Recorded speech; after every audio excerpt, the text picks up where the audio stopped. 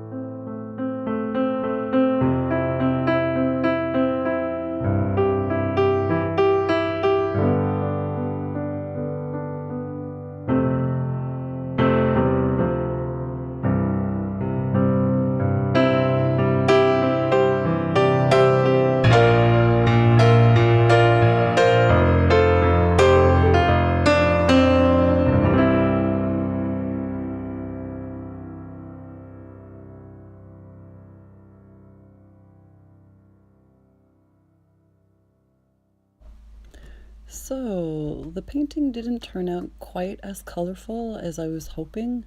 Hindsight is really 2020. There are certain things I would have maybe done differently, but I really love the movement and the airiness, the delicateness of all the cells. So I hope you enjoyed watching. If you did, please click on the like button and subscribe to my channel, and I'll see you next time. Bye!